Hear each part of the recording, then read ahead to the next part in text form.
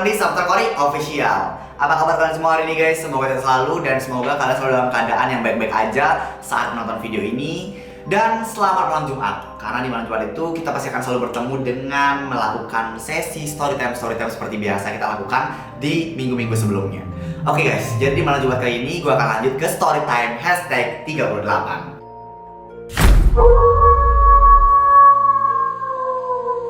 Tapi guys, sebelum masuk ke storytime #38, di sini gue mau ngingetin buat kalian semua yang mungkin belum pencet tombol subscribe-nya, buruan pencet sekarang juga. Gue bakal kasih waktu kalian 5 detik buat pencet tombol subscribe-nya dari sekarang.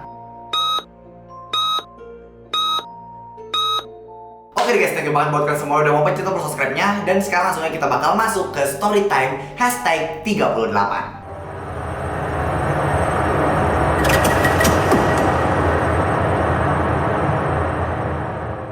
Cerita yang pertama. Halo Kak Kori, aku Sultan. Anjir, lombong amat tuh Sultan Andara lu. Nggak bercanda ya guys, emang namanya dia Sultan kali ini. Mau cerita pengalaman horor aku bareng temanku. Jadi begini, ceritanya sekitar 1 tahun yang lalu, yaitu tahun 2021, aku bareng teman-temanku kemah di suatu daerah. Waktu itu sekitar jam 1 malam, aku dan teman-temanku keliling di sekitar hutan, ya buat ngilangin rasa gabut sih. Aku bareng sama 3 orang temanku namanya Alif, Rizky, dan Abdul. Waktu itu nggak ada keanehan apapun, hingga waktu Abdul kepisah dari kita. Abis itu kita panik dong, karena waktu itu gelap banget dan kita cuma bawa 1 senter. Nggak tahu nginep bawa 1 senter. Sekalian aja bawa korek api, biar tiap detik kres, ngulang mulu. Oke, habis itu kita keliling sekitar hutan sambil teriak-teriak, Abdul di mana lu Dul? Kita terus cari sampai kita ketemu danau, lalu kita berpencar. Alif, lu ke kiri, gue ke kanan, kataku. Aku terus jalan sambil membawa senter. Bentar, ini yang bawa senternya si elu kan, si Sultan.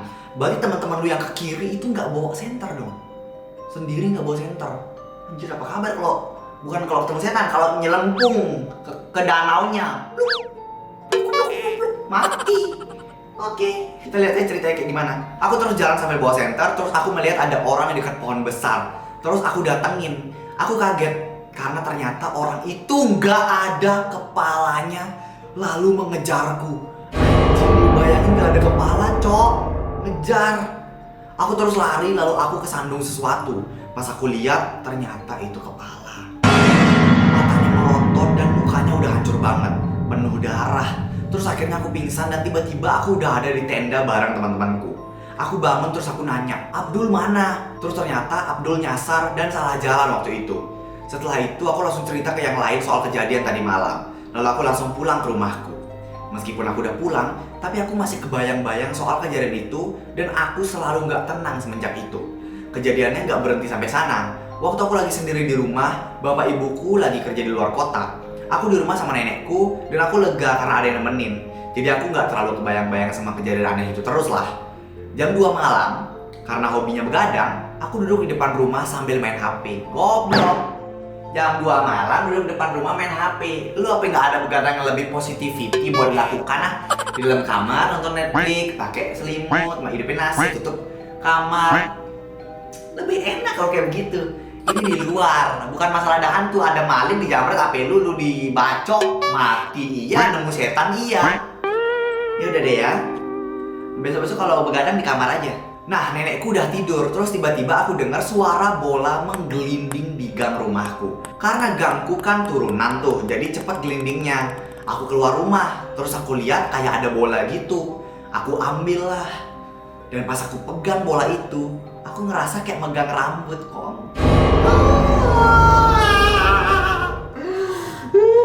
Pas aku lihat, exactly, ternyata is kepala. Itu adalah kepala orang yang sama kayak waktu itu, yang matanya melotot dan mukanya sudah hancur banget. Aku lemparkan kepala itu, akan tapi pas aku berdiri, tiba-tiba ada sosok tiba-tiba ada sosok badan tanpa kepala itu lagi di depanku.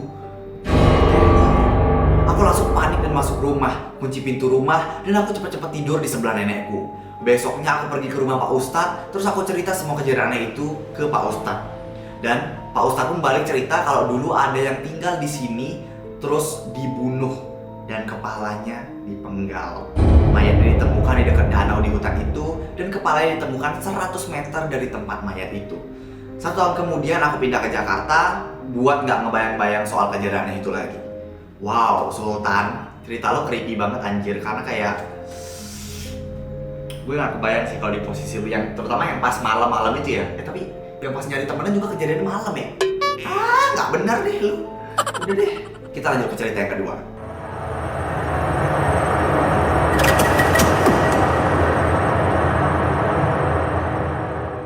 Cerita yang kedua. Assalamualaikum, saya Dio Kenzo Valeriano, banjir, dipanggil Dio.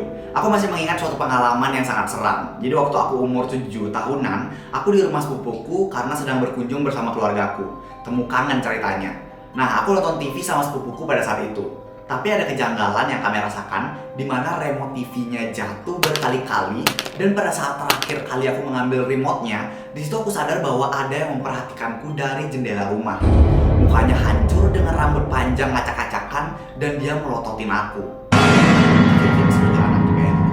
Setelah itu aku yang takut langsung melarikan diri mencari mamaku yang sedang bercengkrama dengan ibu sepupuku. Aku tanya mamaku, "Mama lihat gak di jendela itu?" Mamaku jawab, "Enggak, emang kenapa?" Saat itu aku merinding banget karena hanya aku yang melihatnya. Beberapa jam kemudian kami pulang dan saat aku memperhatikan sebelah rumah sepupuku, di sana aku melihat ada sosok perempuan yang tadi aku lihat. Tapi saat aku melihat badannya, ternyata perutnya berlubang dan mengeluarkan darah. Aku sangat takut karena aku tahu itu sundel bolong. Aku langsung lari menuju ke mobil. Pada saat di perjalanan yang sepi, kami melihat kecelakaan di jalan. Pada saat semua keluargaku memperhatikan korbannya, aku malah melihat kuntilanak di pepohonan. Aku merinding dan memeluk ibuku. Aduh, sakit banget sih.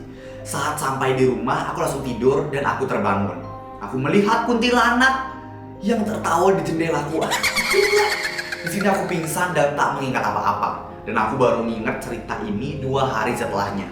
Segitu aja ceritanya, semoga dibaca. Assalamualaikum. Waalaikumsalam. Thank you ya buat ceritanya Dio. 2 kali lo ketemu Senta lo. Oke, sekarang kita bakal lanjut ke cerita yang terakhir.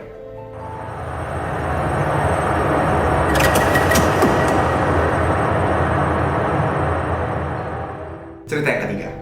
Halo Kak Kori. Halo. Salam kenal, namaku Novita, salah satu followers IG kakak. Kak, di sini aku mau ceritain cerita horor aku yang menurut aku itu suatu pengalaman yang nggak bisa aku lupain. Aku ngalamin kejadian ini tepatnya waktu aku kelas 5 SD dan sekarang aku udah kelas 12 SMK. Sampai sekarang pun kejadian itu masih aku ingat-ingat, Kak. Waktu itu tepatnya saat liburan sekolah, aku milih liburan ke rumah mbahku di Purwokerto. Waktu siangnya, aku dan sepupuku, Citra dan Dinda ingin bermain di sebuah taman. Taman itu adalah sebuah taman yang kecil berada di pinggir sungai dan jembatan. Kata orang-orang sekitar, jembatan itu terkenal angker karena dulunya pernah ada orang yang meninggal gara-gara tertabrak dan terlindas truk. Sampai dia jatuh ke sungai itu. Oh, jadi si yang terlindas dan tertabrak truk itu mati sampai dia jatuh ke sungai tersebut. Waktu itu aku dan sepupuku maksudnya. Waktu itu aku dan sepupuku belum tahu Kak itu semua. Jadi kita santai aja mainnya. Sampai menjelang maghrib pun kami masih di situ sekitar jam 7 sorean. Keanehan-keanehan itu mulai aku dan sepupuku rasakan satu persatu. Dimulai saat aku main perosotan, aku ngerasa perosotan itu bergoyang Kak. Tapi aku abaikan aja. Siapa tahu itu angin. Siapa tahu itu gempa lagi lu, nggak tahu BMKG. Pas aku mau merosot, aku lihat ada anak kecil di depanku dengan mukanya yang seram dan matanya cuma satu sambil memegang pisau Kak. Cowok seakan-akan mau melukai aku saat itu. Aku mulai naik ke atas perosotan dan berusaha untuk tidak ke bawah. Saat aku mulai kembali ke atas, tiba-tiba anak itu ada di belakang sambil narik rambutku dan berusaha motong rambut aku pakai pisau. Saat itu aku ingin menjerit untuk meminta tolong kepada sepupuku, tapi nggak bisa. Akhirnya aku baca ayat kursi. Untungnya dia hilang. Cuma sakit itu benar-benar nyata terasa Kak. Setelah itu giliran sepupuku yang bernama Dinda, dia kan pergi ke pinggir sungai untuk cuci tangan. Tiba-tiba di saat dia cuci tangan, ada sosok bayangan hitam besar di bawah air dan seketika menarik Dinda ke air itu. Pas itu aku dan Citra sempat nolong Kak, tapi tiba-tiba badan kita kaku karena kaki kita dipegang oleh tuyul yang mukanya itu sudah hancur banget. Akhirnya aku dan Citra memilih untuk membaca ayat kursi lagi. Setelah badan kita bisa digerakkan, aku cepat-cepat membantu Dinda yang hampir tenggelam di tengah-tengah sungai dan mengangkat dia ke pinggir sungai. Setelah itu, kami bergegas untuk cepat pulang sebelum benar-benar malam. Sempat di jalan kami mendapat banyak gangguan, Kak. Saat kita berada di pertengahan jalan, di sebuah gang, ada sosok kepala tanpa badan, berambut panjang. Berambut panjang? Artinya nggak ada badannya. Apa kabar nih? Apa dia megang kepalanya kali ya? Kepalanya berambut panjang dan dia bertanduk dengan muka mengerikan dan berusaha untuk menangkap kami. Untungnya di sisi jalan ada musola kecil dan kami memilih untuk berhenti dulu dan duduk di situ sejenak dan sekaligus melaksanakan sholat agar gangguan dari makhluk tersebut tidak meneror kami lagi. Setelah dirasa cukup aman, kami akhirnya memutuskan untuk keluar dan bergegas pulang sambil menggendong Dinda yang sedari tadi masih lemas ke rumah. Akhirnya jam 8 lebih kami sampai dan langsung menceritakan kejadian yang kami alami di taman dekat pinggir sungai ke orang tua kami. Dan mereka pun mempercayai kejadian yang kami alami dan memperingatkan kami untuk tidak bermain di taman itu lagi. Sekian Kak cerita dari aku, maaf kalau cerita ini kurang salah. Yang serem itu sebagai rambut lu mau dipotong aja sih menurut gue, terus merosot ketemu anak di situ kan kita nggak bisa nyetop ya perosotannya tiba-tiba udah nyerut udah gitu aja. Oke. Itu dia ketiga cerita untuk Storytime hashtag 38 kali ini. Semoga kalian suka sama cerita-ceritanya dan kalian boleh komen juga di bawah dari cerita 1, 2, 3 cerita mana yang paling kalian suka. Serta di sini gue juga sangat mendamba-dambakan dan menginginkan storytime dari kalian, kritik, saran, pendapat, ide konten yang akan kalian sampaikan lewat WhatsApp dan juga email yang ada di bawah sini. Langsung disampaikan aja karena nanti akan disaring sama tim-tim gue. Itu dari gue untuk Storytime hashtag 38. Terima kasih sudah nonton video sampai akhir dan selamat malam Jumat. Sampai ketemu di video berikutnya. Bye bye.